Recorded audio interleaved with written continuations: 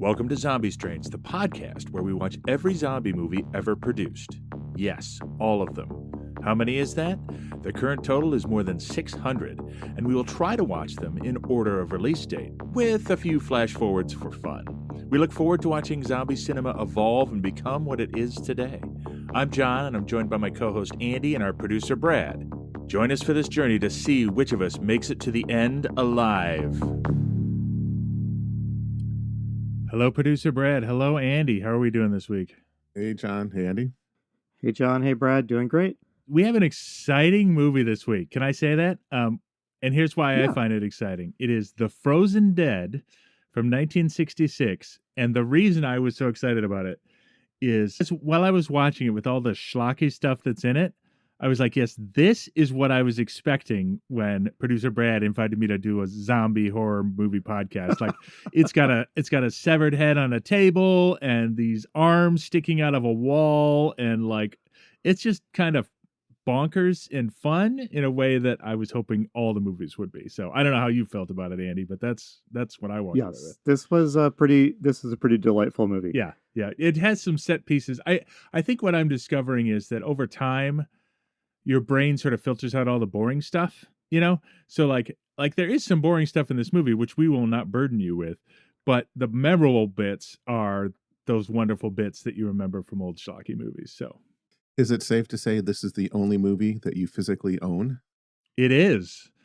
So apologies that's true for me. to our dedicated listeners. This is not available to stream, so Andy and I bought it on DVD and watched it. So we won't be doing that a lot, but we really wanted to for this one. And also, the second, and we'll see how many we're going to do. Brad doesn't tell us what our next movie is going to be. It's our second in a series of zombie movies about Nazi zombie. Yeah, but the big question is, will this movie mention Germany or Nazis, or will it continue to refer vaguely to a European country? Exactly. No, it's pretty explicit. It's 19. So we've moved to 1966, taking a little jump.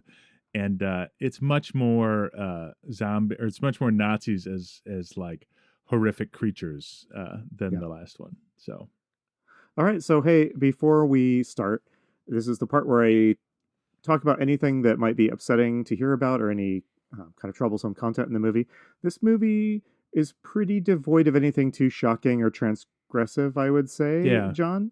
It's a pretty schlocky film, but unlike some of the other ones we've covered, it maybe because we're in the late 60s now and not in the 30s and 40s. A lot of that sort of ambient background racism and other stuff is not as present in this movie. There are a few exceptions that we can talk about once the movie gets going, but nothing too shocking in this one, folks. So unless severed heads and severed limbs, I guess there's a lot of that in this movie. But and we're expecting that if you're watching zombie movies and listening to a podcast about them, that you're okay with those things. So just Yes. to be clear, that you in fact might demand those yes, things. yeah, exactly. All right, so Brad, will you talk a little bit about this movie's release?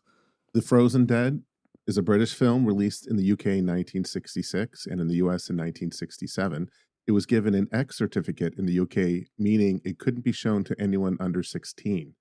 In the US, it received a motion picture production code and was approved for general release. There isn't any reliable box office info for this film, so I can't tell you how it did.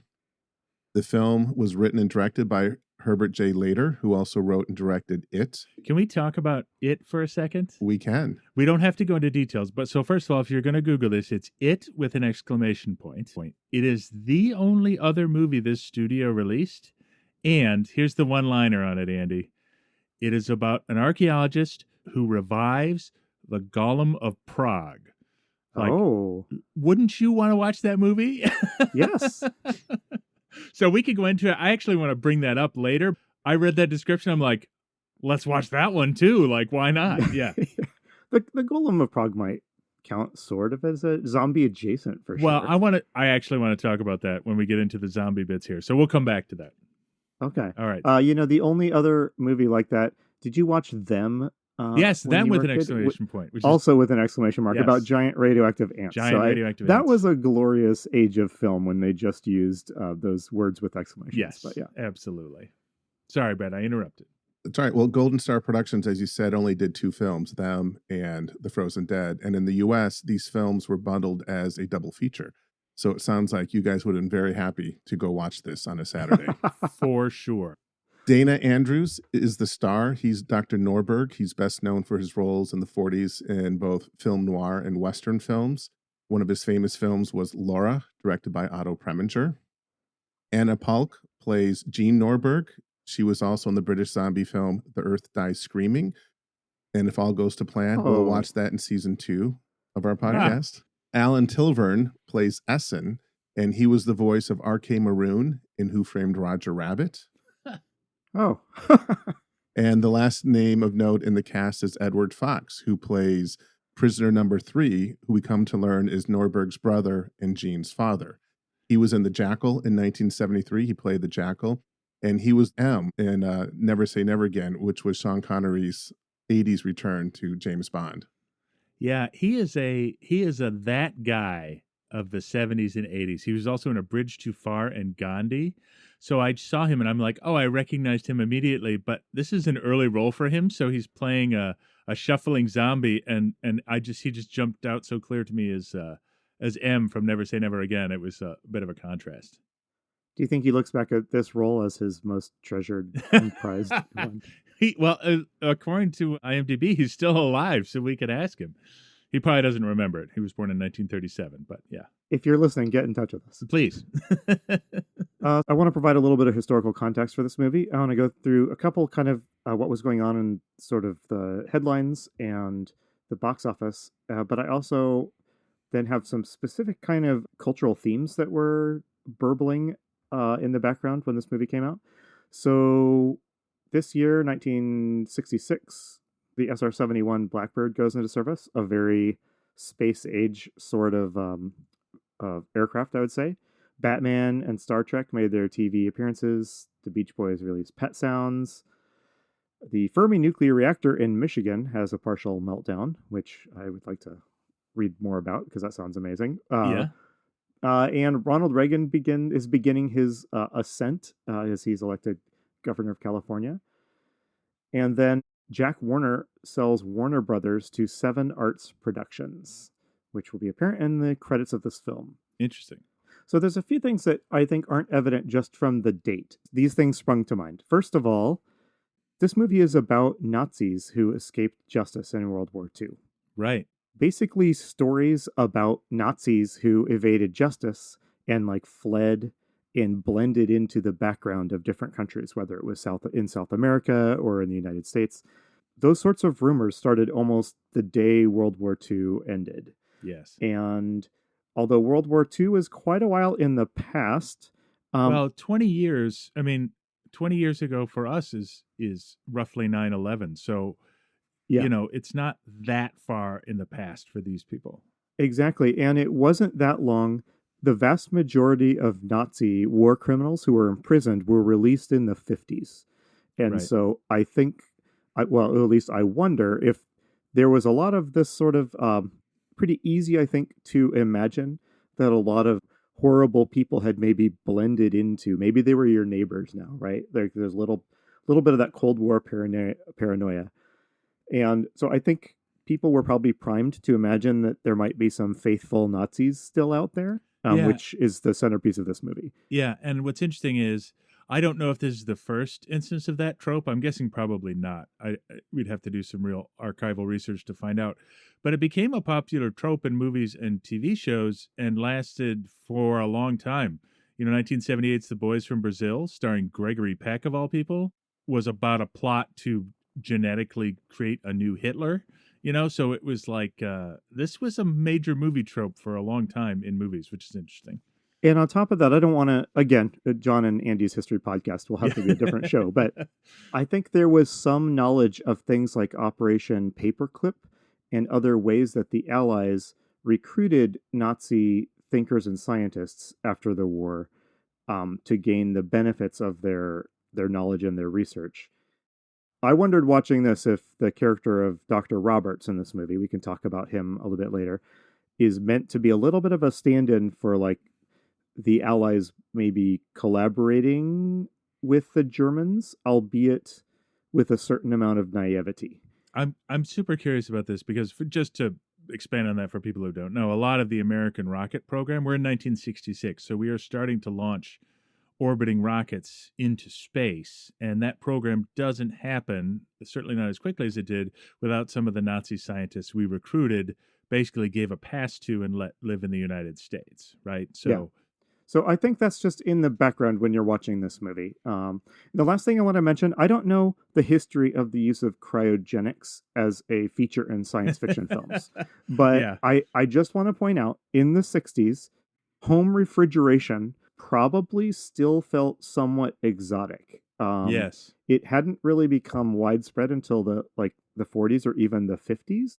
And I just wonder if the possibilities of freezing stuff were like in the air. I will say, when it comes to cryogenic freezing, so this movie is about cryogenically frozen Nazis. Yes. So it was the 60s that this idea of freezing a human body to preserve it and then revive it later kind of entered the mainstream. There was a book in 1962 that I think is the first to actually propose the idea. And the year that this movie came out, 1966, was the year that the first person was cryogenically frozen.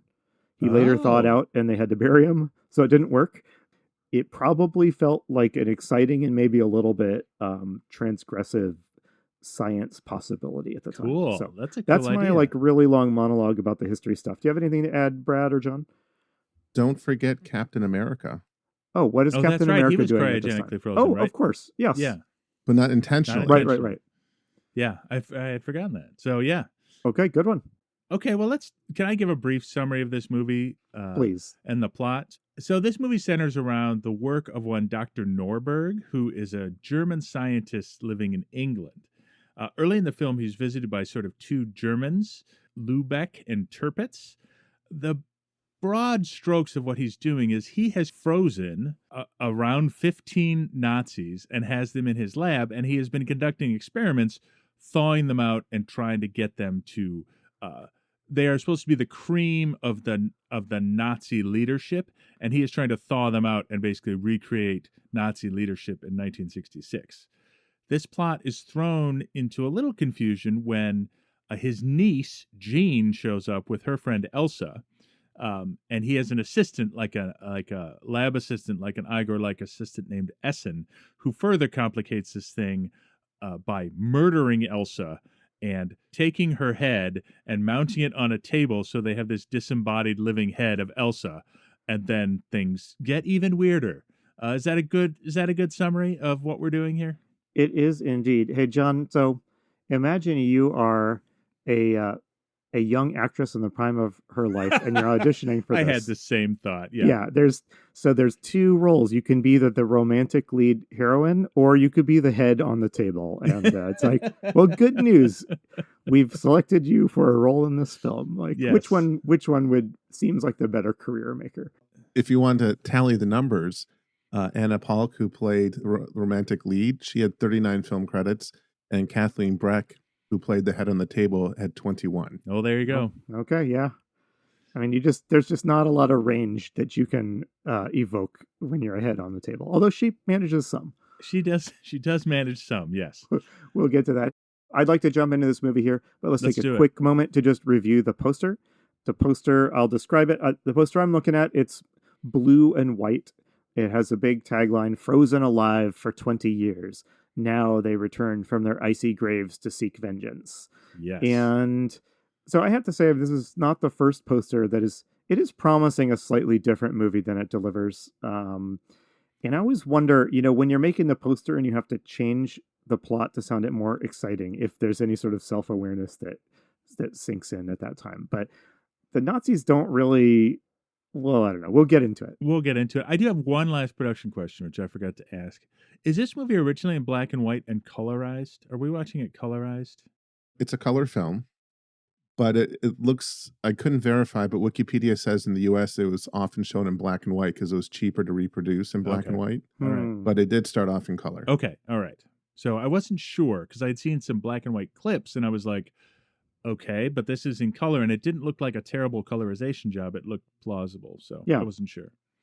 So, hey, I'm going to jump in, John. Please. I'll be walking us through this movie, and I just want to tell you up front, I think the most interesting zombie stuff happens at the beginning of this movie and at the end of the movie. So I'm going to focus my walk through on those parts, and we're going to skip like a fairly uninteresting middle section of this movie. Yes. Listeners, you'll just have to go discover that on your own, I guess. But we should note it is a 95-minute movie too. It's not one of the 60-minute ones we've been watching. Yes, that is true too. This is I had the thought that I personally felt this would have been a better 60-minute movie than a 90-minute movie, but I guess we can get into it. All right, so the movie opens to some very frantic title credit music over some painted scenes, and I will say I don't know if this movie ever states the year that it takes place, but my understanding is that it seemed to be set in the roughly the same time that it was being filmed, like it was supposed to be kind of contemporaneous. Is that your sense? Yeah, they said at one point these Nazis have been frozen for 20 years. 20 years, yeah. So late 60s. So we open with a strange scene. A man, we're going to later learn his name is Carl Essen. All my notes call him Carl. I think his last name is Essen, though. So he is leading a group of chained men across a yard into like an English country manor house. And these men are sort of fumbling around, and they're clearly in some kind of distress, although it's not really clear. What you will know when you watch further into the movie is that we're actually getting our first look at this movie's zombies. Right. So we see them sort of shuffling around. They're chained together, and a couple of them try to resist, but they're easily kind of manhandled back into line. The overseer, Carl, here is barking some words in German, which I know are totally everyday normal German words, but as an American, I associate them with World War II Nazi movies like Schnell and Jawohl and things like that. Yes. So I think, we're being telegraphed that, like, I think the word Nazi is already on our mind as we're watching. Absolutely. John, do you have any thoughts on this first glimpse of our zombies? So they seem very zombie-like, first of all. The movie never calls them zombies, and I don't think they're actually dead, but they shuffle and feel a lot like the early shuffling zombies. And one of them is violent and attacks Carl, the handler, and it almost looks like he's going for his neck, trying to bite him or something. So these seem, maybe it's just my mind projecting backward, these seem like the shambling zombies that we encounter in like Dawn of the Dead kind of thing. You know what I mean? They're at least closer to it. We are later going to get an explanation of why that specific zombie is aggressive, whereas the others are less so. But yes. Yeah. And that would be prisoner number 3, played by Edward Fox, who is the brother of Dr. Norbert. We may or may not get into that convoluted plot, but that is... There's a lot of convoluted plot. I'm going to try to skip this over here. So anyway, Carl goes inside. He locks these... again, we don't know they're zombies yet. At this point in the movie, even though I knew this was a zombie movie, I wasn't entirely sure what I was looking at. But he goes inside the manor, and he meets up with a scientist-looking guy in a movie scientist-looking lab. This is Dr. Norberg. They're both speaking in German accents. This lab is sort of a hodgepodge of mad scientist lab props, I'd say. Yes. And they are having a conversation. They are kind of eagerly awaiting the arrival of somebody else. They are waiting for a General Lubeck to arrive from Berlin. And we start to get a sense of who these people are because one of them says, "Nobody's more exacting than our ex-general." So you do the 20-year math, there, and you can kind of guess that these guys are former Nazis, maybe current Nazis, and they're going to be visited by one of their superiors from the war. Any thoughts on this stuff, John? Well, so I got 2 vibes here that were really strong. First of all, there is a strong Frankenstein, Mad Doctor assistant vibe to these 2 characters. Yes. Right. There is something of Frankenstein in this movie, and I wanted to talk about that, especially when we get like the head on the table later.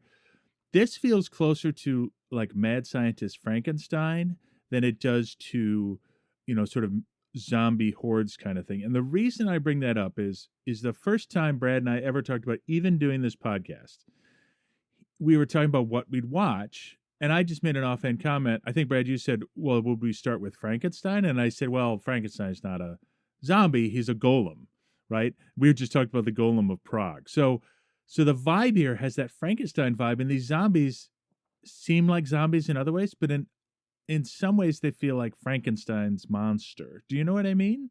Totally. And this is a pretty surface level thing, but if you Wikipedia this movie, it'll be described as a science fiction movie. Right. So I think we're at a time when zombie was at least as evocative of science fiction as it was of horror.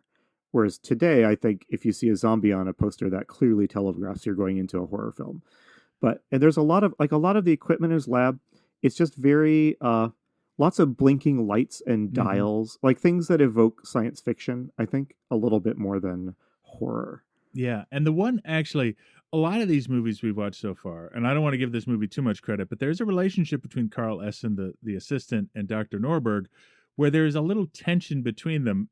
It comes out that Lubeck is visiting because he had a success in thawing out his zombie subjects, and Carl Essen reported it to the General Lubeck, but Norberg didn't think they were ready to report it. So it's almost like Carl is driving this project forward against the wishes of Norberg in some ways. So there's like a tension between them that exists throughout the movie. It's actually kind of an interesting relationship. I agree. There's a sense that maybe Carl exaggerated Norberg's progress. Yep. But so they're discussing here, and over the course of a couple minutes of dialogue, we start to kind of figure out what's going on here. So they have at least one frozen body down here. And it's going to be a little while before we put all the pieces together. But the zombies in this movie are being pulled from an idea I don't think that we've seen in any of our movies so far, John, which is this cryogenic freezing. Let's hear an audio clip of Norberg and Carl before we really know what their plan is, talking about the work they're doing here in this lab. When an organism starts to defrost, it cannot be refrozen without destroying the cells. You know that. But Miller has been frozen for over 20 years, ever since the war ended. 2010, 1 year. The principle governing the decomposition of an organism still applies. You ought to know that by now. So this is where, if you're doing the math, you're piecing together maybe what they're starting to do. Have they frozen a Nazi soldier here? But a couple of key points here about their process. Like once you start, the idea here is that you can freeze these corpses, but once you start thawing them out, you can't reverse the process. Right. And so Dr. Norberg has basically one chance to revive them correctly as they thaw. And that's going to be a key plot point later. There is one more audio clip. I know we just heard one, but I want to play one more where they are talking about the impending visit from General Lubeck. I can't understand this sudden request of Lubeck to see us revive one of the frozen bodies. I'm afraid at best Miller will turn out like one of those 7 failures. You call Joseph a failure? Well, he's certainly not a success. Yeah, so that's where the tension comes in. Exactly. You hear some of that in conversation. So between these conversations and some other stuff, here's what we learn what's going on. They've got a dozen or so frozen Nazis in their basement lab here. They have been thawing them out for some time, and their goal is not to create, I guess, what we would call, mindless zombies, the way that some of our other zombie masters in past movies have done. But their goal is to revive these people in the prime of their physical and mental health, right? To bring them fully back to life. Right. But we also learned that they really haven't had a success so far. And the seven or so zombies we saw earlier, the 7 people they are sort of mindless. They'll get into it more, but these are the first 7 thought out Nazis they were trying to make work that didn't quite work. Exactly. They've had the only one that could be maybe described as a success. We're going to learn more about him later. You hear them kind of expressing doubt of like, well, could you really call that a success? We'll meet him in a few minutes here. So the body is thawing out, though. It's time to try and revive it. And the general wants to be there when it happens. So at this point, they talk about receiving orders from the party in Berlin. I am assuming they're talking about like some sort of a shadow Nazi organization and not like the German government. Yes, I think that's the case. Okay, because I was confused, but then I'm not the sharpest movie watcher. So the general does arrive with his companion or assistant Tirpitz, and he is very eager. He is under the impression that Norberg's been able to successfully revive Nazis, and he wants to be there when the first of an army is revived. They are met at the door by Joseph, who they had described as one of their, like, I guess, a failure, but maybe a partial success. And now, did you want to describe Joseph? Yeah, he is the butler or or servant of this house. He has a shaved head. He seems to know what's going on. Like, he walks around, he can answer the door, he can accept directives, but he doesn't really speak. And his knowledge seems to be limited to like the layout of the house. He seems somewhat but not entirely mindless. Yeah, so you can see why this would be a dubious success if you're trying to revive, the cream of the Nazi leadership, I guess. So, and I think we found out that Joseph was just he was only frozen for a short time. He's not one of the original Nazis. He was frozen for a brief time. Yeah, there's some complication there, but it's not that important. Right. But here's where we hear General Lubeck, who is really the driving villain of this story, even though everybody here is morally compromised, of course. Yeah. General Lubeck kind of describes a master plan that even Norberg and Karl weren't entirely aware of its scope. I can wait. I've waited 20 years for this moment. I can't tell you what it means to me and the party. I have a good idea. Oh, no, you don't. But I will tell you. It's time you knew. But, General... Hear me out, please. It's something you must know. Your achievement will mean the revival of over 1,500 of the elite of the Nazi party who had been frozen and hidden away all these years in caves, mostly in Germany, but also in France and even in Egypt. 1,500? Did you think the 12 you've put into suspended animation by your instant freeze method were the only ones? Oh, no, Herr Doctor. Ooh, the plot thickens. So there's our master plot. Norberg is, if he can successfully do this, they're going to replicate this on 1,500 elite Nazis scattered around the world. That doesn't seem like a really scary number of Nazis, but I guess any number of Nazis is... It reeks of overconfidence, doesn't it? Yes, it does. I guess it's historically accurate in that sense. So what we learn here is that, so it's clear now, Norberg is a Nazi, a secret Nazi. So is Karl. And at the end of World War II, all these Nazi soldiers volunteered to be frozen with the hope of being revived later, when I guess they don't actually describe what they're going to do once they're revived. I mean, obviously world domination is the plan. But yeah.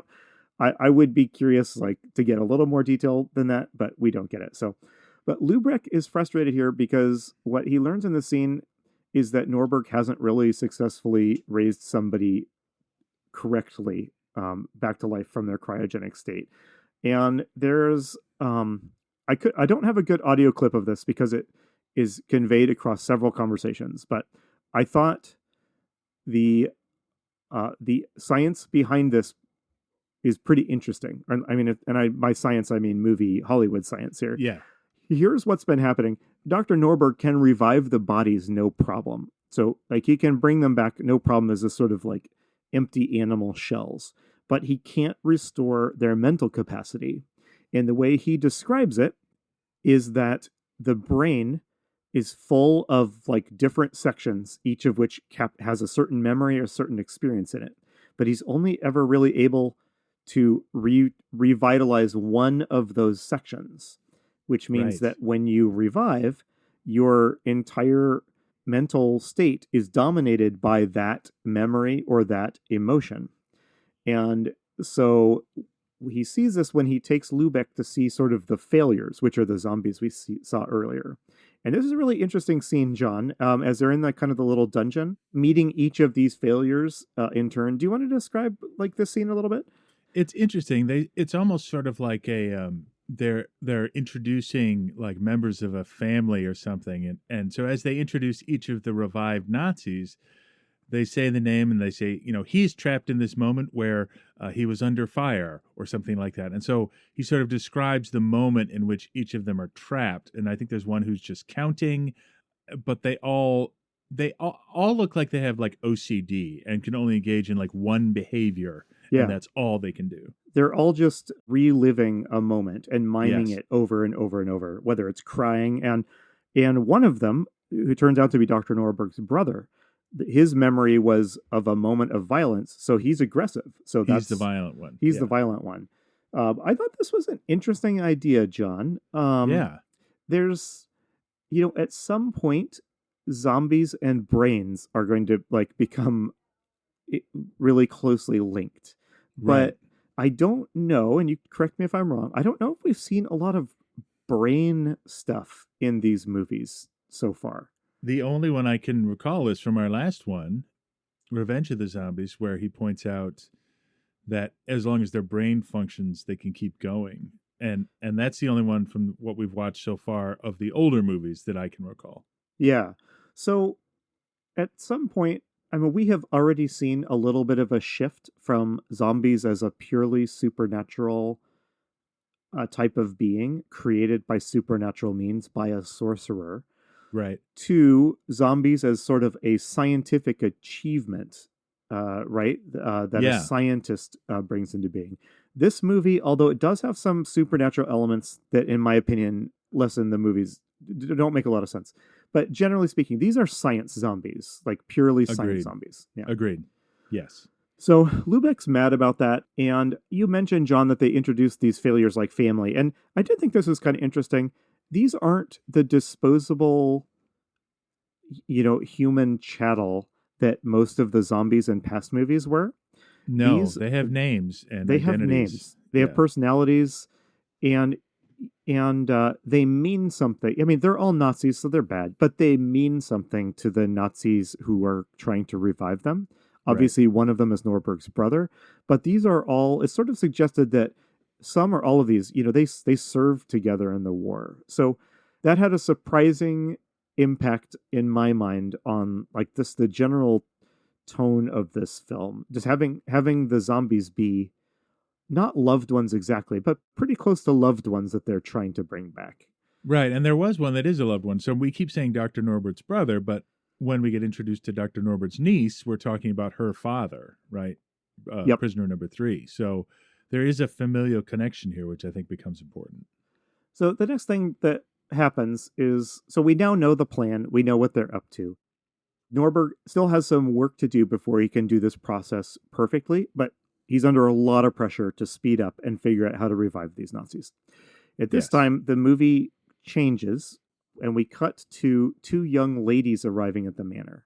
One is Jean. This is Dr. Norberg's niece, who has lived with him, but knows nothing of the real nature of his experiments. She knows he's a scientist. She does not know he's a former Nazi. And in fact, I thought this was kind of interesting.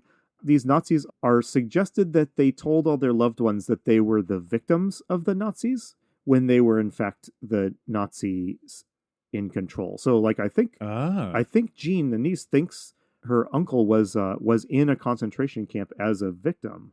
Okay. When I think he you're was right. there as a overseer. So okay. So all that to say, and Jean's also been told to stay away from the dungeon lab. She doesn't know what is there. Yes. Right. So all that to say, Jean is a young innocent here who's arriving at the scene, and she's brought her friend Elsa. Elsa is an American and a friend that Jean met at university, and she's here for a visit. And she is here earlier than planned. The Nazis in their basement don't realize that she's here. And John, would this not be the most incredible surprise upon coming home from college for vacation? Because they come in, you get there a day early, and your family is reviving frozen Nazis in the basement. I don't know. What might run through your mind? Yeah, forget about your dad has a new girlfriend or something when you come home from college. Your uncle is actually an evil Nazi scientist, which is that's quite a jump. Yes, but they don't know that yet. No. So the Nazis adapt, and they're working very hard to keep Jean and Elsa in the dark about what's going on. But Jean and Elsa move in, they stay the night, and while that's been happening, we've been learning what Norberg needs to do in order to perfect his zombie raising scheme. He needs a live brain to study. Right. And he specifically is thinking he's going to get an ape brain. Right. But John, do you want to describe the eager alternate suggestion that Carl makes? So just to put it in context, Carl is kind of on the hook here, right? Because he is the one who summoned Lubeck to come check their progress by telling him they had this huge success. So he is sort of realizing he's got to do something to push this project forward. So he suggests they get a human head that they can keep alive and study that brain. Now, at this point, does he actually suggest they get Elsa's head, or does he not? He suggest doesn't, that? but Okay. yeah, I guess it's a pretty suggestive scene, because where is he going Right. to find the head of a fresh person here, right? Yes. So that night, Jean and Elsa, still oblivious to what's going on, go to sleep, and Carl sneaks in and he strangles Elsa. John, Yes. did you have any thoughts about this scene? He sedates her first and then strangles her. It's a little creepy. So, we were talking about, is there a trigger warning here? Like, it kind of, he's a total creeper. He hides in her room, sedates her, and then strangles her, but they don't show it to us in detail. We do get kind of a creepy shot of hands closing in on a sleeping Elsa's throat, which I Right. thought was a nice little creepy bit. So he Yes. strangles Elsa. He brings her down to the basement, and then he sets it up to look like he frames the zombies for Elsa's murder. And specifically, Dr. Norberg's brother. He Yeah. frames him as the murderer because he's the violent one. Yep. So Norberg comes down, and he sees Elsa's body in the lab. A zombie is standing right next to her, and Carl's like, your zombie brother, just murdered Elsa. I just came in right as he was finishing strangling her. And so it's a bummer that Elsa was dead, but But while we're here, since it happened, I mean, you know, let's hear an audio clip of what we hear when they encounter Elsa's body. Doctor, where is your live head? You only have about 2 or 3 minutes left. Oh, this is impossible, Carl. This is murder. It has to be reported. Would you want the police snooping around? Time is slipping by here, Doctor. Soon her brain will deteriorate. I can't. What do you think General Lubeck would say if he knew you had this opportunity and rejected it? right. So it's Carl putting pressure on Dr. Norberg to take Elsa's brain and Exactly. So continue its experiment. Norberg reluctantly agrees that while they've got Elsa's dead body there, they have a couple minutes before her brain dies to chop off her head and preserve it. So Right. he does. The science has to come first sometimes. That's right. So that's the end of the first act of this movie, and it's been a lot. Before we move into, I'm going to breeze over the middle section here. But John, do you have any thoughts on what we've watched so far? What do you think? Is this feeling like a zombie movie to you so far? It really isn't. We have zombies, but they're not. They're sort of chained up. They're not really active. They don't really do anything. And certainly Elsa's reanimated head does not feel very zombie to me. No. But she does turn kind of blue and sort of look a little bit like a zombie, but I'm not really feeling it. I can't wait to describe when we get our first good look. The movie teases us for a while with Yes. getting a look at Elsa's head, which is in this little head. Yeah, they keep it in a wooden box. Yeah, prominently in the middle of their lab, which is a problem. But Yes. okay, so having secured their head, it's looking good for Norberg. He's going to experiment on Elsa's still living brain and figure out how to revive these Nazis. The movie then shifts over to kind of a secondary plot. So two things of note happen next, and I'm going to breeze over this a bit. First is the American Dr. Roberts appears. He arrives at the manor. He's Right. been invited by Dr. Norberg to help with this research. He's a scientist who has had success in preserving and reviving animals. And yes, and organs too, right? Exactly. Yeah. And he doesn't know that Norberg's a Nazi, and he doesn't know what the ultimate plan is for this research, but he arrives excited to help research how you might preserve or revive human organs. Right. So that's one, and he's kind of like the romantic lead. I found this character to be just a real jerk through most of the film, but boring, a boring jerk. Yeah. Again, with the American boring jerks, but that's just where we are, I guess. Yeah, so from here on out, the movie is going to try to convince us that there's some sexual tension between Dr. Roberts and Jean. But the second thing that's happening throughout this section is Jean basically doesn't buy the strangely elaborate scheme explanation the Nazis came up for with why your friend Elsa vanished during the night. Yes. So I'm not going to go into it, but Jean doesn't buy their excuse. She knows that there's something fishy. So there's these extended sequences where she's basically driving around the countryside investigating what really happened to Elsa. And yes. at the end of all of this, she's going to talk to different people. At the end of all of this, she's going to figure out that, Elsa didn't really leave the manor.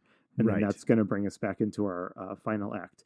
Were there any parts of this sort of investigative phase of the movie that were interesting to you, John? Because otherwise, I'm going to move on. Not really. I was confused. There is a character that's introduced here, Mrs. Schmidt, who has a horribly scarred face, and she wears like a human, a normal human face mask. I don't know why she's here. That's just why I didn't want to get into it. I just found it very strange, but she comes up in the course of Jean's investigation. Yeah, there's some weird stuff like that. So this is the part of the movie where I wondered if there's just a little bit of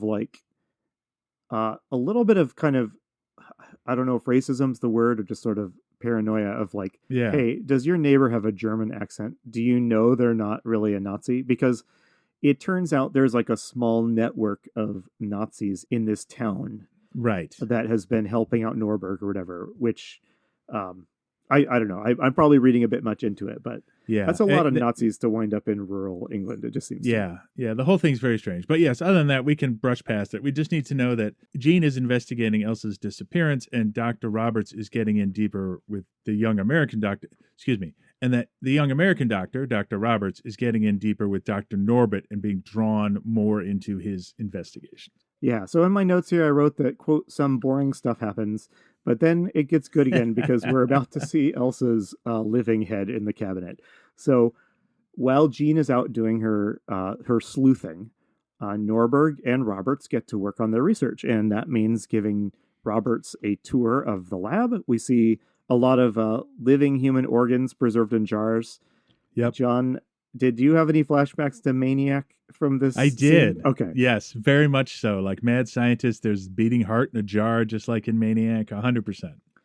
So there's two wonderfully grotesque things that we get to see in this part. I love them both. The first thing, obviously, we're waiting to see Elsa's head. I mean, I was very excited to see Elsa's head. What's that going to look like? But they draw that up for a long time. But before we do that, we see something genuinely bizarre and weird. John, do you want to say what it is? Yeah, so apparently Dr. Norbert is experimenting on animating just certain body parts. So there is a wall lined with arms, naked arms up to the shoulder attached to the wall. And there's a great moment. And Dr. Norbert shows off how he can sort of control them with electric current. And there's a great moment where Dr. Roberts looks around the wall and is like, well, what is on the other side of the wall? And it's just a bunch of like electric patch cables. Yes. So there are these disembodied arms that can move at Dr. Norbert's will. And I don't know, this is like Chekhov's like wall of arms because you know something awesome is going to happen with this wall of arms. But they don't put that much effort into this is half their effects budget here, this wall of arms. They have to do something with it. So, yeah. So speaking of half their effects budget, the other half went into Elsa's head. So yes, we finally get a look at Elsa's zombie head in this cabinet. And I don't know, John, I keep passing the ball off to you for these descriptions, but I would just like to hear, could you just describe for us what Elsa's head look like? It's amazing. So it's stored in a box, like one of those magician's boxes that drops on the sides, because they have to be able to open it because, it's an actress under the table with her head sticking through it, right? But what it looks like is, they said earlier, we didn't really go into it, they have to look at the brain while conducting their experiments. So they've taken her skull and put a transparent dome on it. And then they have all these like tubes and stuff passing blood in and out. And she's like painted blue. She has this dramatic like black makeup on her cheekbones to like just make her look dead. She's like blue, and it's this real old school looking like corpse makeup. You know, if you think of like really stark lines and shadows and stuff. Reminds me of Bride of Frankenstein, actually. Totally. Yeah. It has incredible Frankenstein vibes at this point.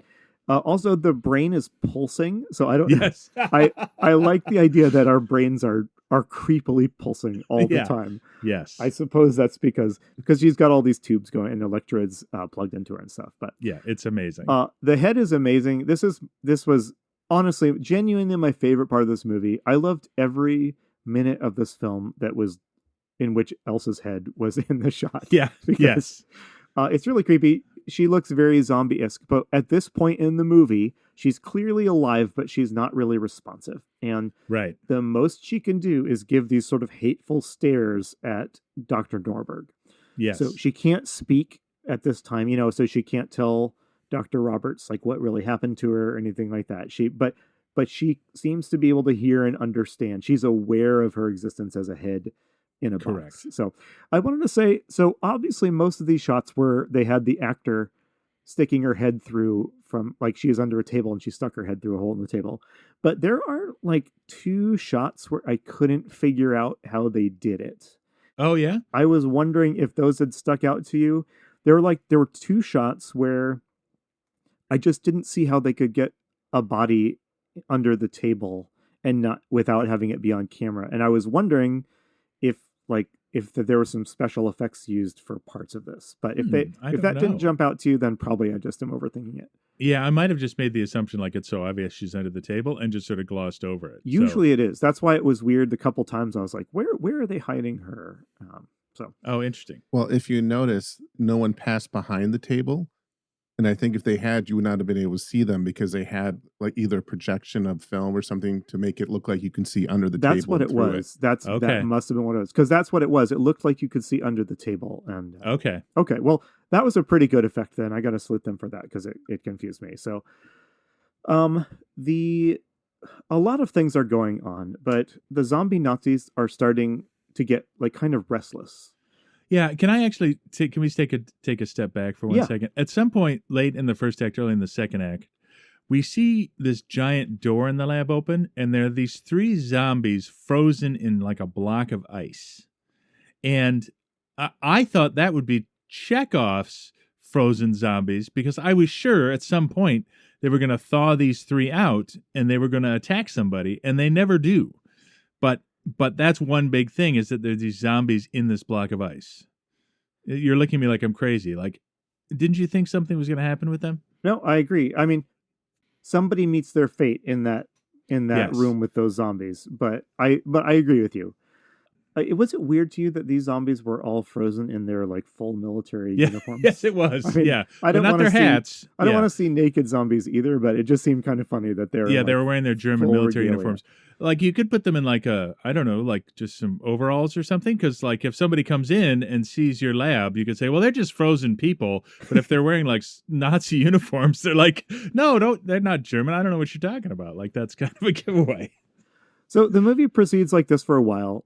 Norberg and Roberts are doing more experiments, and Jean is doing some more sleuthing around, and a couple things happen. Again, I'm going to try to be kind of quick with this stuff. At one point, Roberts sneaks into the basement lab. He bumps into a skeleton. Wouldn't you remove skeletons from sitting out in your hallway? I mean, Yes. I realize they aren't expecting visitors, but For somebody with a secret lab, his security is pretty move the nice. skeleton. So Yeah, The skeleton, there's one also in our last Nazi zombie film. that's right. in Revenge of the Zombies. that's right. So Roberts, at some point, he's snooping around the lab, and he basically figures out that something else is going on. He stumbles his way down into the zombie dungeon, and he gets Yes. attacked. And he's a little fuzzy when he regains consciousness, but the zombies know they have to fill him in on at least a little bit more about what's going on here. So they still don't tell him that they're Nazis, but they tell him what happened to Elsa. They say that she was killed in this Yes. horrible accident, but the needs of science, dictated that they cut off her head and keep it for experiments. I know, and he's like, well, it's pretty terrible, but I guess you're right. Like he's totally fine with it. This is where, and so just until the very end of the movie, by the way, Jean is still frantically searching for what happened to her friend Elsa. Yeah. And Roberts knows what happened, and he just lies to her face. And the movie is going to end with them as like the romantic couple. And it's like, What a Yeah, that seemed What a pretty sad implausible. sack. Like, wait, yeah. you lied to me about my friend being murdered for days, and now you Yes. want to kiss me? What is wrong with you? Yeah, it's a little Yes. strange. So the law is starting to maybe close in on this, though. Right.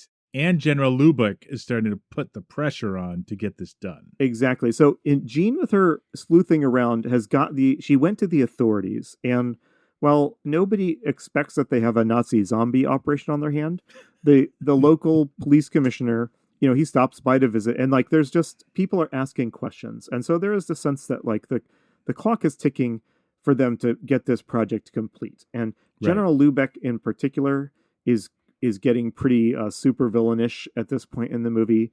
He's desperate for the experiment to succeed. Carl has been slowly kind of losing his mind as he's just losing it. He makes an attempt to, and he's convinced they need to kill Jean as well because Jean is close to finding out what's going on. He makes an abortive attempt to murder Jean, in fact, by dropping a potted plant on her. Yep. It narrowly misses her. I want to know, potted plants falling off balconies in such a way that you don't really know if someone pushed it directly. That's such a Agatha Christie seeming way to off somebody. Yeah, I know. I wonder about if it's efficacy of actually killing somebody. Like, I'm not suggesting you wouldn't be horribly injured or have brain damage or something, but like, I don't think it would kill you instantly, at least at that scale. But I don't know. Maybe I'm too. If you flash forward to the recent years in the Fargo TV show, a window air conditioner is pushed out to kill someone. Oh. I would believe that. So you can upgrade from a potted plant to an air conditioner. I think the potted plant might give you a concussion if it hit you right. But what if it just hit your shoulder or something? You know what I mean? Right. We're getting near to the end of the movie, so I'll try to speed things along. So things are coming to a head. Lubeck is very angry now, and he's very, very eager. And this part was kind of confusing, but they become convinced that Carl is like out of control and might be leaking info to the police, which doesn't make a lot of sense. No. They torture Carl.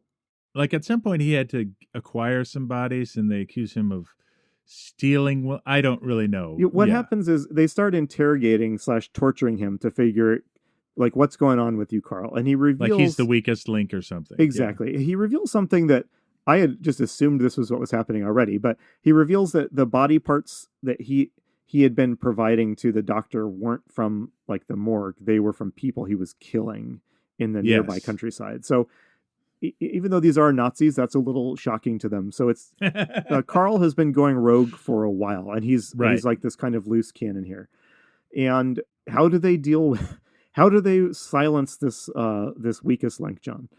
So to get rid of Carl, they put him in the giant refrigerator that has the other 3 frozen Nazis in it and slowly freeze him until he's like stuck frozen, like with his hands up in the air. In a modern movie, you would see like special effects of ice like enclosing him. But in this one, he just starts moving slower and slower until he stops. Yeah, it's good acting. Good acting is what's needed here. But just before they freeze him, he also admits that he's paranoid about Elsa's head and that the head will destroy them all. So, yes, he's terrified. He's not wrong. Like, just to be clear. He's not wrong. Yeah. So the head throughout this has been like seemingly growing in power. So it is now able to sort of make noises and emote more effectively. And it has been sending these like psychic pleas for help to Jean.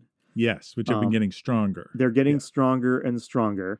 And they decide that this part was a little confusing to me. But the final part of their plan here is they're going to see if they can use Elsa's brain to like control, I think, were they thinking to control human body parts? She has a more functional brain, so can it solve a lot of the problems they've been having? So they're going to do this experiment. And there is a fun little clip that I think you'll see why I picked this audio clip when we listen to it. But this is what they're talking to Elsa's head here as they're preparing to like do this final experiment where they're going to see if her living brain can be used to control these different body parts. You have no willpower of your own. You will obey my commands. At the count of 3, you will raise your arms. So that felt like a very old school zombie master to me. Yes. What do you think about Yep. that, John? Yeah, it did. And he's trying to get her to raise the arms that are stuck to the wall by saying they're her arms. Yeah. And I don't think she succeeds at this time. I think She doesn't. either isn't able to do it or she is deliberately not doing it. I think the Right. movie's ambiguous. But I wanted to say, so there's the willpower stuff is interesting. All the way back to White Zombie, zombies have been defined as beings lacking their own willpower. But that's not the case with Elsa here. As Elsa gets stronger, she becomes more independent. Yes. Yeah. And it's interesting to me because they're not trying to raise willpowerless soldiers, I don't think. No, they're trying to create the smartest leaders. They're trying to resurrect the smartest leaders in the Nazi army to bring the whole thing back. So I no longer totally understand what they're doing with Elsa's brain, or what their plan is for it. But at any rate, Elsa is now sending much more articulate kind of psychic messages to Jean. Right. And so Jean gets up, and I thought this was kind of interesting. Jean gets up in a very zombie-like fashion, like in a trance. Yeah. At Elsa's bidding. It suggested that Elsa might be controlling Jean, not just calling to her. And Jean comes down to the laboratory where she discovers Elsa's head. Roberts follows her down and tries to explain why her best friend's head is down there. And it's and yes, I knew, and I'm sorry I didn't tell you. And he's still going to ask her out at the end of this movie. So, so the movie's coming to a close here. Roberts, so they now know something really bad is going on. While this is happening, someone has also tried to poison Jean to kill her. I think it's implied Tirpitz did this, but yeah, I believe so. So, in other words, they figured out what's going on, and the Nazis are going to kill Jean. Roberts heads into town for help. Jean stays for I didn't know why. Jean I'm not stayed. quite sure why. I mean, she's in a house with Nazi zombies, and they just tried to kill her. So, like, I don't know why she's staying here. But or living Nazis who also tried to kill living her. Nazis, exactly. Nazi zombies. Her uncle's a Nazi. She didn't know this. Like, it's bad. So Roberts goes off to get the police. Jean, of course, doesn't stay up in her room with the doors locked like she said she would. But she goes back into the lab to find Elsa's head. And the Nazis basically burst in on her while she's down in the lab.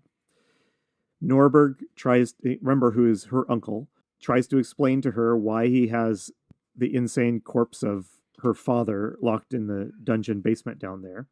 Right. And before that anything can come of that. Oh, and Jean is like opening the door to see the cryo chamber where the Nazis are. So she's about to see the full horror of the situation. When General Lubeck comes in holding his gun in fine form where you hold it against your torso. Right. Yes. You're still, yeah. And he opens the cryo chamber and reveals all. So you see the frozen Nazis. He reveals that Jean's father was a Nazi, that her whole family besides her were Nazis instead of being the victims of Nazis. That her father is still alive and he's a Nazi, but he's a zombie Nazi. Exactly. It's a lot to take in, I think. So Lubeck and Norberg get into a fight. It's suggested that Lubeck is going to just like shoot them all. Yes. And Lubeck and Norberg get into a fight, but what do they drift too close to, John? During their struggles, they somehow come up against the wall covered in independent arms. Yes. It's beautiful. The arms grab them and slowly strangle them. It's great. This was at Elsa's direction. Don't you think Elsa is now succeeding? Yeah. So Elsa is now commanding these arms to kill them. Elsa controls the arms to kill them. And we know this because there's a really funny shot of Elsa's head smiling with satisfaction as they die. So, yes.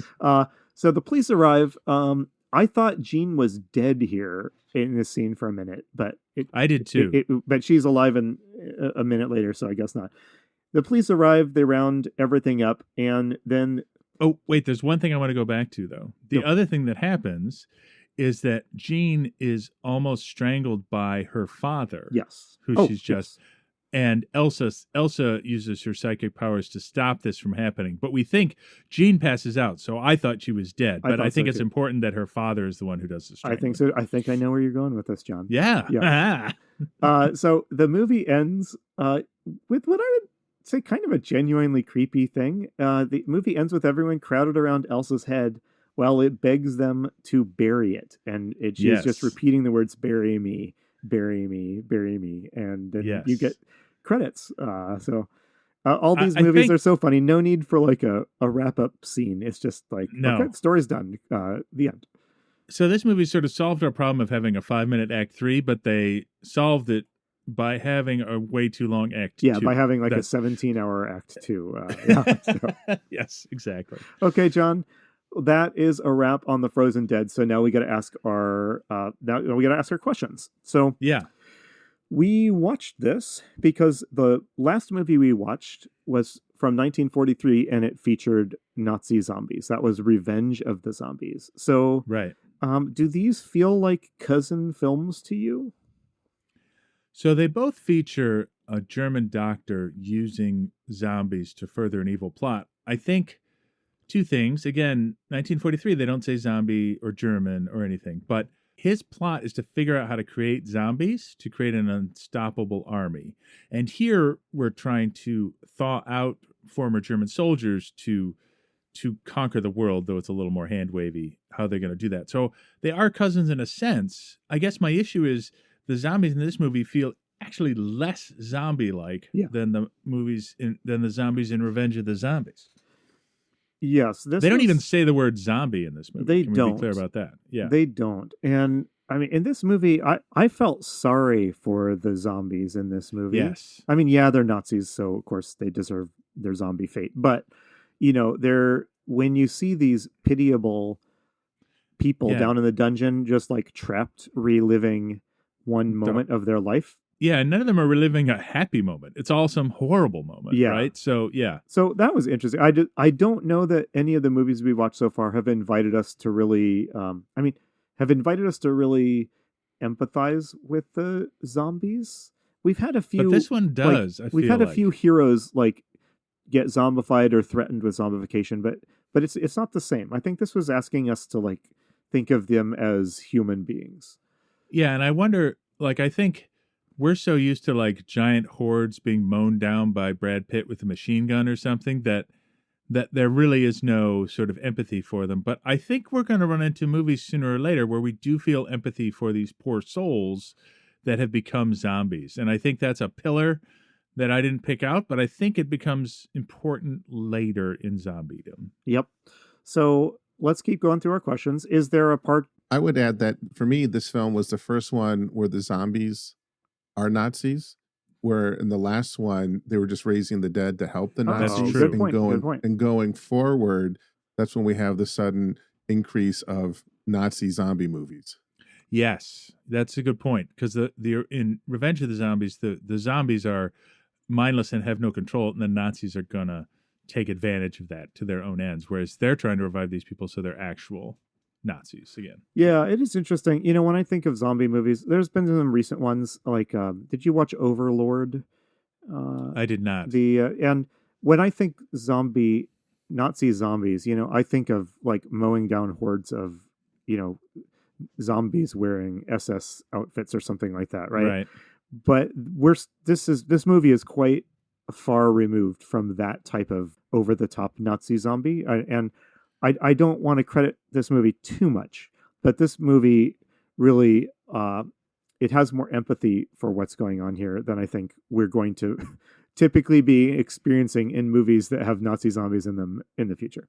Yeah, my theory is they wanted to show something horrific about these creatures being trapped in their most horrible moments and have that be scary, which it kind of is, but what I think they did accidentally was also make them sympathetic in a way. Yes.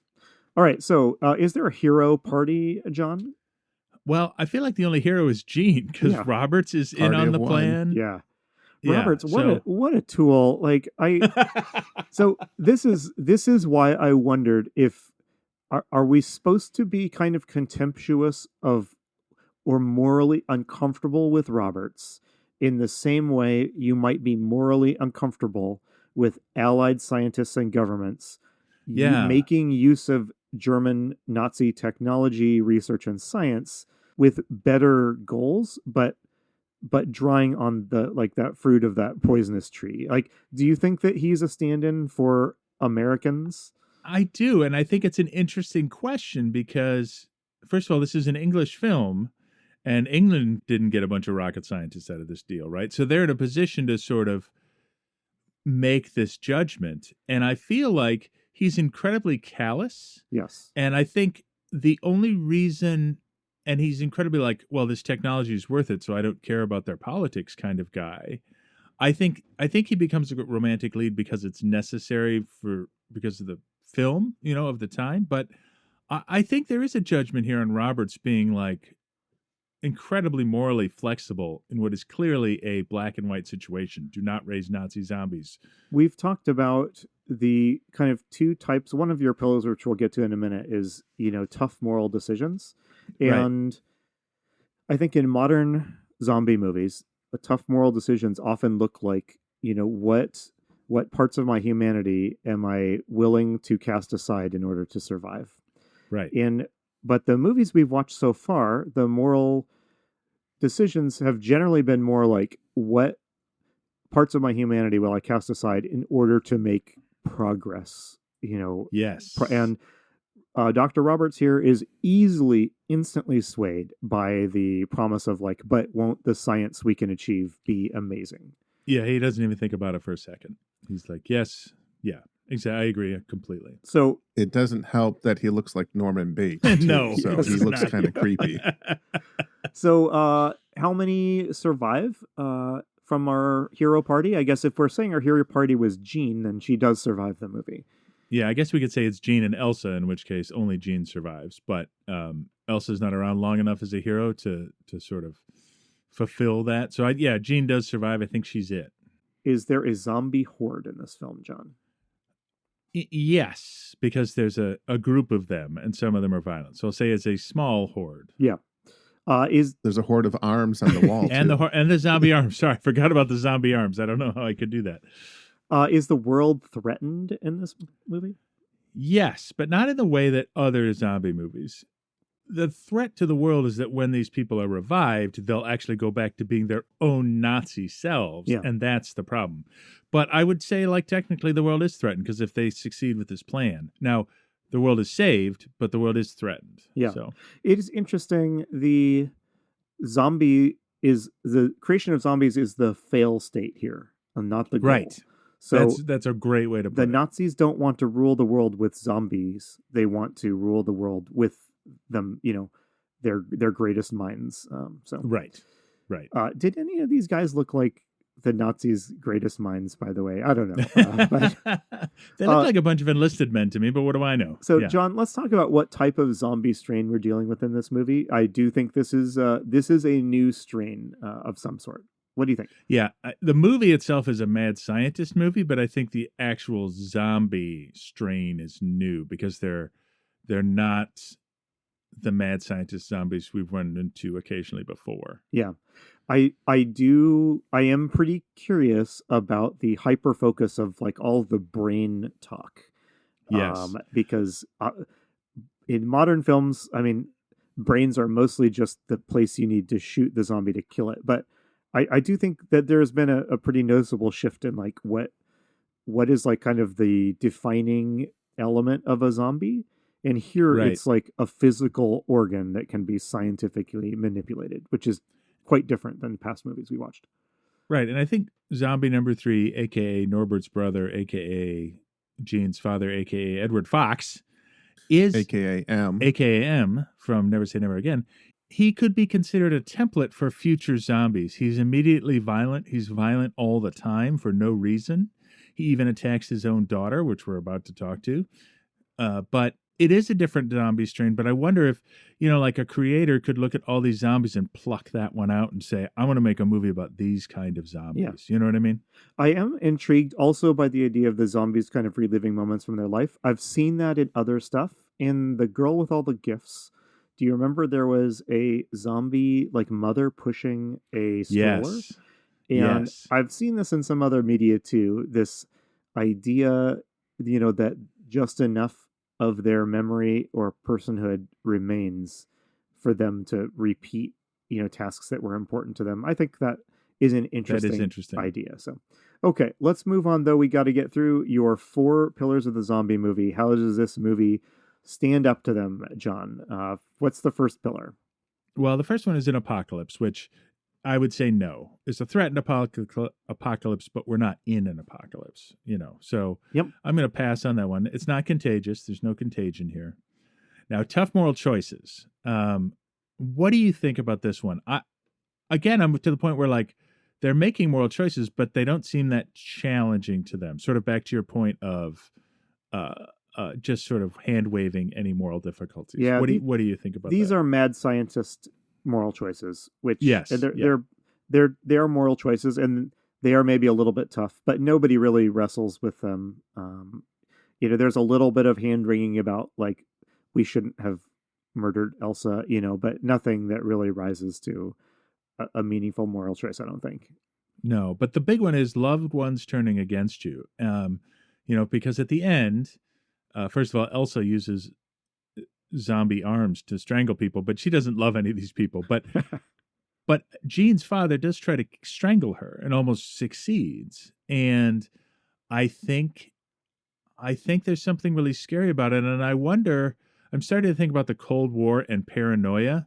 What if your neighbor is secretly a Nazi? What if your neighbor is secretly a communist? Yeah. Right? Like, what if, and what if your father was a Nazi all along and you're just finding out now? Yes. I think there's really something to that, and there's a genuine horror there. And then when he tries to kill her, so I'm interested to see how we got to this point, but where we go from this point. We're not that far. This is 1966 from Night of the Living Dead. So I'd be curious when we go back in time, back to the 40s and move forward, if we start to see a little bit more of this loved ones turning against you thing, because that's always been the scariest part of zombie movies to me, and I wonder if they're starting to latch on to that. Night of the Living Dead, I mean, what are we? We're just 2 years away from 2 it? years, yeah. It has an utterly iconic scene of loved one turning against them. So, yeah, that is interesting. This movie doesn't really seem to think that has as much weight as other stuff that it spends way more time on. It's a very fast, almost throwaway scene where his father tries to kill her. I mean, it's over in probably 15 seconds. Yeah, I just wonder if that inspired somebody in the future. I wonder that too. So, okay. Lastly, John, would you and I survive in this zombie world? I don't know. Nazis are kind of scary, and there are Nazis with guns here. I don't know if we'd get killed by a zombie, but this plot seems more serious than John Carradine trying to use lilies from the swamp to raise zombies. Yeah, I think this is unlike a lot of the movies we've watched, where you really are only in danger if you let yourself get drawn into like the little love triangle of some demented family in the Caribbean. Right. This is something, that could threaten you. And the idea that there's all these like Nazi sleeper agents all over the place, I think is almost more threatening than the zombie part of this. But who are totally willing to just kill people to meet their own ends, right? Lubeck would kill you in a second if he thought you knew something. Carl would kill you in a second if he thought it would advance the research. Yeah, the random lady Jean meets in town who's a Nazi is willing to, is willing to kill. Yeah, exactly. So, yeah. So, John, do you recommend this movie to our listeners, to fans of zombie movies? I'm of several minds about this because I love that there's a couple of just delightfully schlocky, creepy things in it. The wall of arms, Elsa's head on the table. Like as a fan of horror movies, like that's a yes for me. But as a fan of zombie movies, I just am having trouble fitting the zombies in this movie into the broader zombie narrative. Though I think you maybe changed my mind on that. So even though I feel like technically the zombies aren't very zombie-like, I would say I'm going to say yes, despite the boring second act. I'm going to say yes. Watch this movie. I think I would say that too. It's a little hard to recommend this movie like on its own merits. Right. If you're interested in zombie stuff, I do think there is just enough stuff in here that's zombie adjacent and zombie interesting to make it worth watching. I mean, it probably is worth watching it just to see Elsa's head in the cabinet, because that's a neat practical effect. And I gotta say, the poor actress forced in this position does make the most of it. She looks angry, she snarls, she begs for death. Like, it's fairly moving actually at times. So. Yes. So yeah, I'll give this a tentative recommendation. But I don't think you're going to learn a ton about the zombie genre from this movie. Right. So okay. Yeah. All right. Do you guys know about the 1962 movie called The Brain That Wouldn't Die? No. Remember that film? I have not seen it. I knew that before I knew this one. That's the one that was on like the Creature Feature Saturday afternoons as kids. It's a scientist who's got a head in a box on his table, and he's trying to regenerate organs. I must have seen it. And I think it's black and white, and it's a woman's head, and she's got kind of like a cap. She's got like a white skull cap on. Yeah. Yeah. Yep. I maybe so, did and see it's that. very similar to this, same idea with the props, how it's staged. Interesting. So I feel like this film stole a lot from that one. Okay. What I'm learning is that like mid-century America was just obsessed with preserving human organs. Right? Like, what the heck? Is there a medical advance somewhere around here that I don't know? Who knows? But this is the scariest part of each episode, John, because you and I are about to learn what we're going to watch next. I'm ready. All right, I'm ready. I have good news. Our zombie forecast predicts a flurry of Bela Lugosi. First, we're going to pick up where we left off in the 40s and watch Voodoo Man. Ooh, there's Bela. He's holding his hands up like, yeah. I thought, okay, so it's 1944. Okay, let me describe the poster. Do we have technology to not make things look green? Is that in 1944? Anyway, describe the poster for us, John. So the poster is like split into three sections. At the top, there is Bela Lugosi in a tuxedo, holding his hands up with a a sinister beard and staring. There's a good shadow of behind him too. Making it look very menacing. Like I thought this was like just a regular photo, but I realized it's 1944, so it's probably black and white, but just like colored orange kind of to make him look like natural. And then below that is a green photo. There's like a guy in like a wizard robe in the background, and like these women standing in these white like Greek robes. They look like Greek goddesses or something. And then it says Bela Lugosi in Voodoo Man with John Carradine and George Zucco. So, yeah, I'm very curious about the wizard robe happening in the background here. All right. Voodoo Man it is. You've been listening to Zombie Strains. We'll be back next episode to talk about another zombie movie. If you enjoyed our podcast, please take a moment to rate us in your podcast app of choice. Tell a friend. Follow us on Instagram at Zombie Strains. All of this helps like-minded people find the show. See you next time.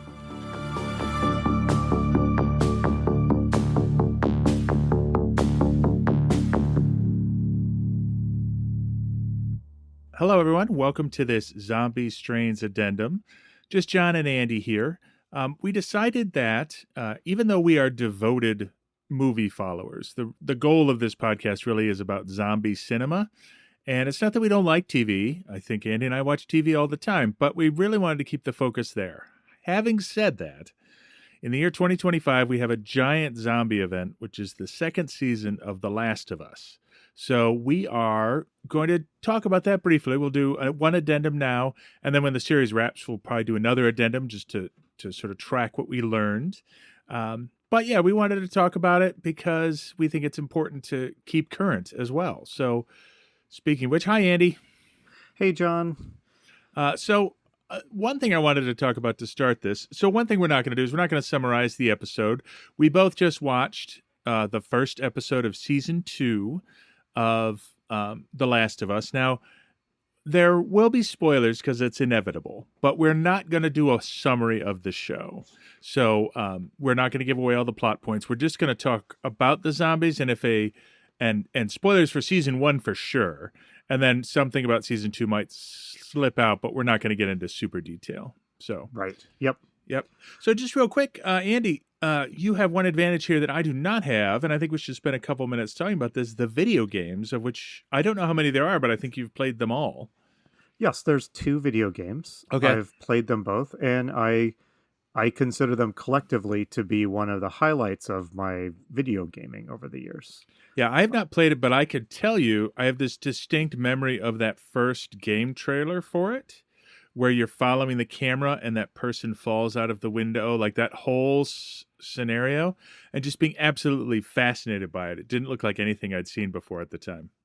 Yeah, when I played it, it pushed all of my horror and zombie buttons. When I first played it when it came out for the PlayStation 4, so maybe a decade or so. The first one, maybe a decade ago. Andy, And- the PlayStation 4 can't be a decade old. Come on. It's probably more like 13 years old, but yeah. And I was riveted by it.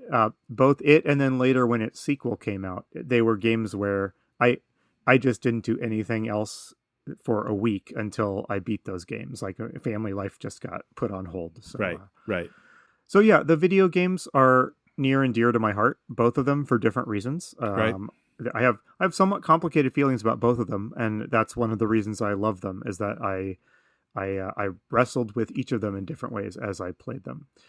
So, John, you haven't played the games, but you have watched some of the show. So we are here to talk about how this fits into the lineage of zombie film and cinema. So yeah, because why don't we start by you just describing the zombie world of the Last of Us universe? Yeah, my first question is, and as I was watching I have a question for you before I describe it in too much detail.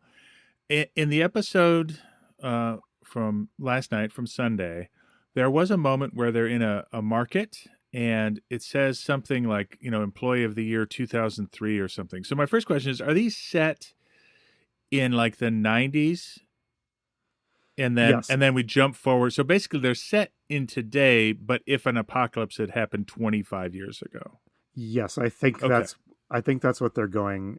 That's the The ballpark world we're kind in. of ended around the year 2000 sometime, I think. Yeah, so just to describe the world, and we're not going to spoil the plot, but it's about a world where the apocalypse has come and gone, and we see it happen, right? We see the first couple episodes it happens, but then we quickly jump to the future, and Joel and his brother, Joel's daughter has been killed in season 1, and he sort of has, in season 1, has this opportunity to try to save humanity by escorting this girl who is immune, Ellie, to place a group called the Fireflies, who are convinced they can save humanity from this fungal zombie virus. So just take a step back. The zombies in this are not virus-based. They are fungus-based. One thing I learned when doing a little research is actually it's sort of a toss-up between the novel, The Girl with All the Gifts, and the video game as to where this came up first. And I think Yes. technically people say it's The Girl with All the Gifts novel, but as video games are in development for a long time, like that may not be the case. I don't know, and I don't think it's definitive, but this is the game, at least, was the first instance. Now I think we've seen a lot of zombies since then, but yeah. Yeah, I think we touched on this in the episode about the girl with all the gifts. Yes. I think there was just some, I don't know who came first, but I remember a lot of like just kind of excitement about the zombie, or I'm sorry, the zombie ant fungus, which is a Yes. real thing. Yeah. And yeah, I don't know who was the first one to imagine what would happen if that extended to humans. And it's possible that this idea, I mean, in the regular run of our podcast, John, we may come across another movie that hints Does it at this idea, but and it could be a short story we don't know about, so I don't want to hit that too hard. But this is sort of the origin of that. So it's in the first season. There's an ending that we'll discuss in a second. But the second season opens with, the meeting with the Fireflies didn't work out, and so they found a community in Jackson. Is it Jackson, Wyoming? yes.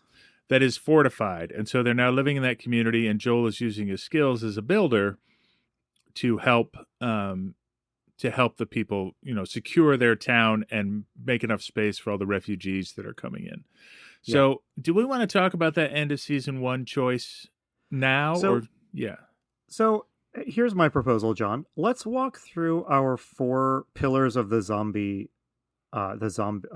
cinema. Yeah. And talk about how this meets those pillars. I think as a pretty premier example of modern zombie film, this one is going to hit most of those pillars that at the beginning of our podcast we established as our understanding of the kind of boundaries of the zombie genre, right? Yes, I think there is, but I think given that it's yes, let's do that, and then I have thoughts that I will not share now. And so I think what you're thinking about the ending of season 1 is we're gonna talk about it when we ask if there were tough moral choices in this for sure. world. So Yeah. So John, was there an apocalypse in the Last of Us world? Absolutely, and actually, of the season 1 stuff, there is some really good, even though it's largely concerned with the survivors, there is some really good apocalypse stuff in season 1. I think it starts in Malaysia, I want to say, or Indonesia, and there's in Malaysia, and there's the fungus grows there, and there's somebody who sort of realizes what's happening and is like, you need to destroy this entire city. Like it's epic apocalypse level choices. That was a fantastic scene. Yes. Yes. So, yep. Yes. So we have, in our viewing so far, we have watched a lot of films from the 30s and 40s, and relatively few of those have we been able to answer that, yes, there was an apocalypse. Because in those movies, the world just hasn't ended yet in any of those films. And I don't know that... Few dance towards it, like with Jacques is set in World War I, and there are a few of these movies that hint that some kind of worldwide existential problem might happen if the zombie threat isn't stopped, but none of them have started out with the world wiped out.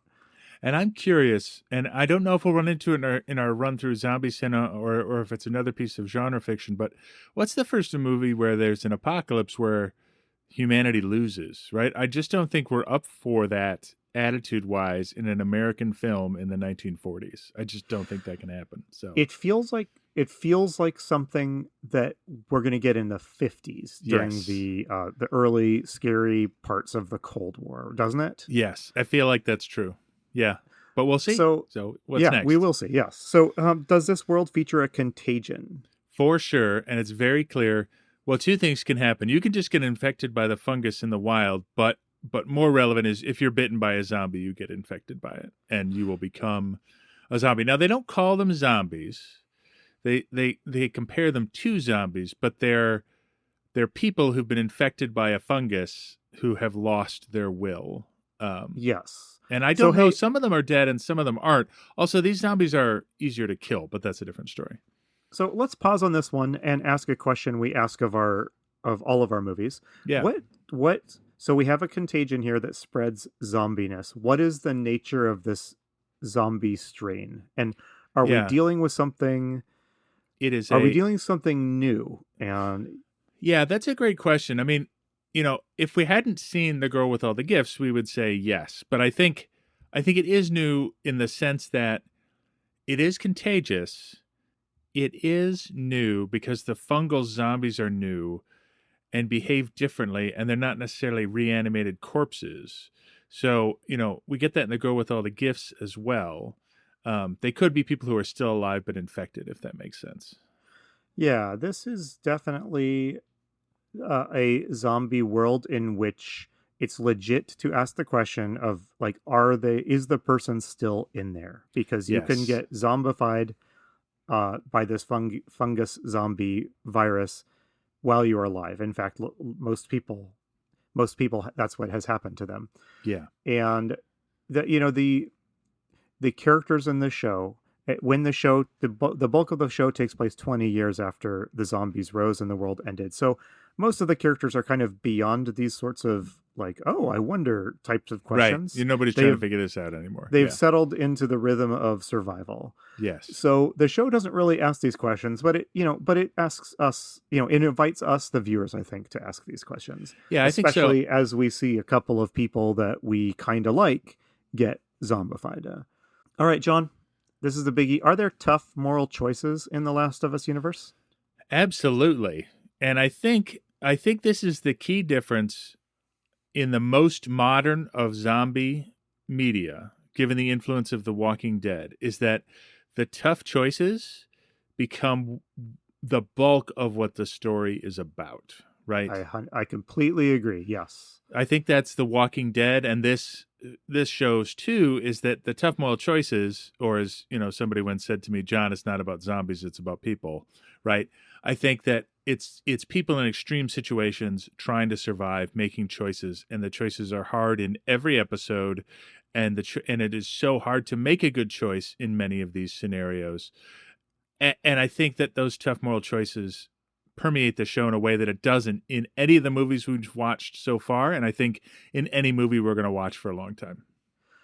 Yes, I think the best modern zombie movies are the ones that realized it's really about the thing that's interesting is watching an interesting cast of characters put into an excruciating situation and forced to work their way out of it by making tough calls and difficult moral decisions. And if a show like The Walking Dead, you can go many episodes where the zombies are not really meaningfully part of the story. Yeah, they almost aren't here in this. There's very few until exactly. The end. Yeah. And in this show, there are some splashy zombie fight scenes, but the stuff you remember is not, oh, remember that fight scene against the zombies. The stuff you remember is when Joel had to make that decision at the end of the show about what to do about Ellie, and there's lesser moral decisions scattered throughout the series as well. That's the biggie. It's just hard to. It's that one sort of dwarfs everything else in the show, but it's certainly yes. Yeah, absolutely. So tough moral choices all over the place, and I don't. Again, at our point in the regular podcast, John, we're really only up through like the mid 1940s. And I don't really think that we have seen tough. I don't really think this has occurred to our storytellers of zombie stories, that it's the choices and the people. I don't know. As I think about it, I mean, we've watched plenty of movies where the zombies had a pretty minor presence. So I guess it was about the people, but they haven't been really making interesting decisions or choices yet. No, they've all been acting to type. So like if we talk about Bowery at Midnight, that has cannibalistic zombies in it, but that whole movie is about criminals behaving like criminals. Yes. You know what I mean? It's not like they're in a position to choose not to be criminals. You know what I mean? Exactly. The stories we've been watching in the 30s and 40s, there's always there's always a bad guy to be defeated. Yes. And the bad guy usually has zombies affiliated with him in some way. But the story is really about how will the heroes stop the bad guy, who, by the way, has some plan involving zombies. So I think one feature of the modern zombie movies we love, John, is that there usually isn't like a clear moral struggle between the good guys and the bad guys. Right. They've kind of removed that framing of the stories, and you're left just with characters in a hostile environment, being a world full of zombies. Right. And they encounter like good and bad people, but there's not that sense of like the story will be resolved when we defeat this evil guy, right? Exactly. And I think what we've settled into in this sort of more survival mode of zombies, right? Like a lot of early cannibalistic apocalypse zombie movies end with, will they survive? Well, we just don't know. And here we're settled into, well, they survived. And really, I mean, the mundane conversation Joel and the leader of the town have, his brother's wife, at the beginning is, we got to get that school re-roofed, and we got to figure out, like, it's the mundane facts of survival that are occupying these people. Yes. Yeah. And they managed to wring tough moral choices out of those mundanities. Yes. So that is kind of a tense scene, an interesting scene, because they can't build buildings fast enough to house the refugees who are coming to their town. Right. So now it's a moral choice, right? Can we work faster to build more housing? Do we need to start turning people away at the gates? Right. Yeah. And so last question, do we see loved ones turning against you in the world of The Last of Us? Okay, so I think this is interesting. I think the answer is going to be yes, and I don't have enough recollection. I'm sure that happens in this show, but like, I was very nervous it was going to happen. So, this will be a spoiler, but Ellie is, as we know from season 1, immune to the fungus. She has it, and is immune to it. She gets bitten, and we all think, actually, her friend makes a joke. Did you get bitten? Do I need to shoot you in the face? Like, as a lark, but I don't think anybody knows Ellie is immune. So when Correct. she gets bitten, she hides it. But then at a dance, she kisses this same woman because she's romantically interested in her. And I'm like, did Ellie just infect the woman she's in love with? So I'm curious to see what comes out of that. Or I got to imagine somebody here is going to get turned, because we also know the zombies are about to infiltrate the city too, right? So, yeah. Yes. Yeah, this show has the feel of loved ones turning against you. Yes. We have not had that like very blatant Night of the Living Dead scene where, the zombie daughter advances on the mother to kill her. Right. But we do have people, it's part of the tough moral choices. We do have people like making, I think, choice. They're not turning against each other because they're zombies yet. Not really. Right. But they are, they are making choices that set themselves against each other in some ways. And there's a little bit of that feeling of that. So yeah. So John, I want to wrap up in a minute because, again, we just wanted to touch on Last of Us because we both like it and because we want to connect. We want to see its connections to what we've been doing. Yeah. I wanted to ask one last question though. So one thing this show has that you see in some modern zombie movies, but that I frankly think you see most of in zombie video games, is you have subtypes of zombie. Yes. So in seasons 1 and 2, we see a couple of different types of zombie. We see your regular infected people. We see these clickers, which are these more advanced ones that have kind of radar, sonar. I don't know what the term is. They've got like a giant fungus thing on their head and they can't see. They so look they make great, sounds. by the way. Yeah, they look awesome. Later in the show, there is a thing called a bloater, which is like just an ogre-sized, super zombie. Nice. And then in episode 1 of season 2 here, we saw a thing that the video games call them stalkers, but they are kind of like more clever versions of zombies. They don't just run at you. They try to sneak up on you and ambush you. Yes. And so... Which created a lot of tension for me, by the way. Can I just, as a quick aside, say this was actually tense and scary, and I'm just so worried when we get out of like the 50s that I'm just going to be a mess. But we'll see how that goes. Yes. So obviously in the 30s and 40s, we have seen different There are no types. clickers or stalkers or bloaters in the 1940s. We've seen different types of zombies in different movies, but we've never seen this idea that the zombies are evolving like substrains.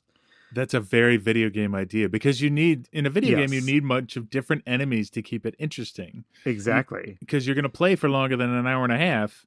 And in Night of the Living Dead, you can wring a lot of tension out of just a horde of zombies that are all the same, because their mass makes a difference. But in a video game, if there's no variety, it's not a very good game, right? So, yeah. You need a boss fight with a giant-sized zombie every now and then, right? Exactly. I did wonder how that was going to feel, because it feels fine in the video games for the reason you just described, right? You get to the end of this section of the game, and there has to be a boss fight with something really creepy.